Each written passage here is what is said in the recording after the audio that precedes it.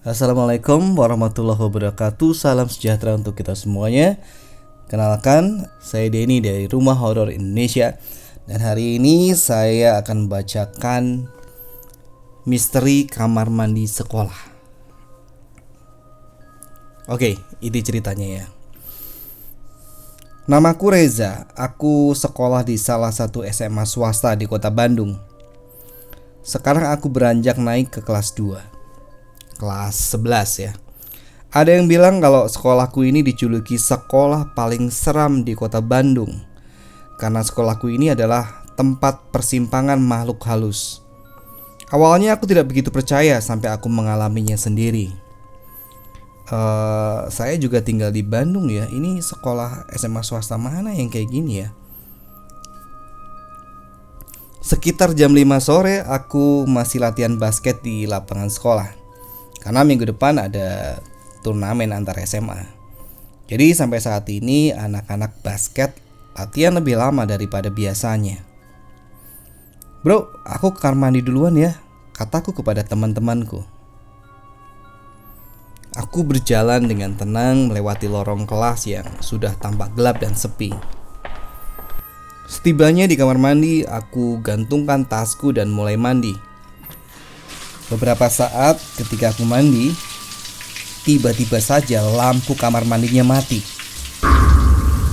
Aku berhenti menyiram tubuhku dan mulai mendekatkan telingaku ke pintu, dengan harapan aku tahu siapa orang yang iseng mematikan lampu kamar mandi ini. Beberapa saat aku terdiam. Ternyata tidak ada suara teman-temanku. Aku membuka sedikit pintu kamar mandi untuk melihat keadaan di luar. Dan ternyata keadaan di luar pun sama gelapnya.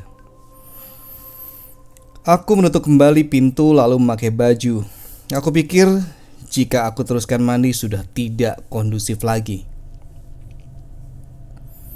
Ketika aku sudah memakai bajuku, aku menggeserkan tubuhku sedikit ke kanan. Namun kakiku menginjak sesuatu. Dan ini seperti kaki seseorang. Aku mulai mundur beberapa langkah menuju tembok. Dan di dalam kegelapan itu aku seperti merasakan ada seseorang bersamaku. Aku segera mengambil tas yang kugantungkan di belakang pintu. Namun karena panik aku pun terjatuh. Aku mulai membungkukkan badanku dan meraba-raba mencari tasku. Tiba-tiba aku mendengar suara yang sedang bernafas. Jelas sekali itu bukan suara nafasku. Hembusan nafas itu sangat kuat dan badanku mulai merinding. Keringat dingin mulai bercucuran di keningku. Aku ingin segera keluar dari sini. Aku mencari gagang pintu yang ada di sisi kiriku, namun pintu kamar mandinya susah terbuka. Dan dari arah belakangku angin dingin berhembus seperti meniupi pundaku. Suara hembusan nafas ini membuatku sangat takut. Aku memberanikan diri membalikkan tubuhku, namun tidak ada siapa-siapa. Jantungku kini semakin berdegup kencang. Aku ingin berteriak memanggil teman-temanku, namun aku tidak bisa. Tubuhku sekarang menjadi kaku. Badanku sama sekali tidak bisa digerakkan. Tiba-tiba ada sesuatu yang bergerak-gerak di atas kepalaku. Sekarang aku merasakan ada sesuatu yang menyentuh rambutku. Sedikit demi sedikit, dan kali ini teksturnya mulai terasa. Ini adalah rambut. Sebuah rambut yang sangat panjang dan menutupi wajahku. Sekuat tenaga aku berusaha memberontak, namun seperti ada yang memeluk dari belakang dengan sangat erat. Aku semakin tidak bisa bergerak dan nafasku tidak bisa berjalan dengan lancar. Dan kali ini suara hembusan nafas itu terdengar jelas dari atas kepalaku.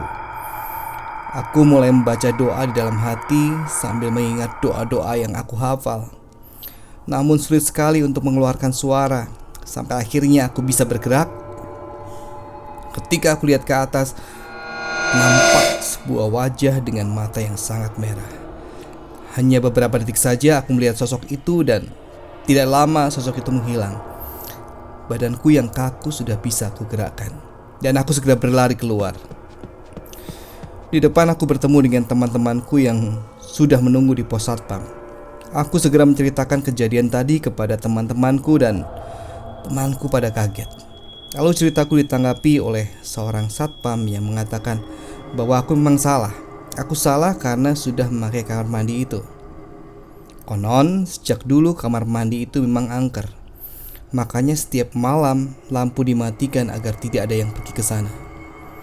Satpam itu lanjut berkata, dia tidak tahu kalau aku lagi ada di sana. Karena saat tadi dia lewat, semua pintu kamar mandi terbuka dan kosong. Aneh. Padahal jelas sekali aku tadi ada di dalam salah satu kamar mandi itu. Oke, sekian cerita kali ini. Sampai ketemu di cerita berikutnya.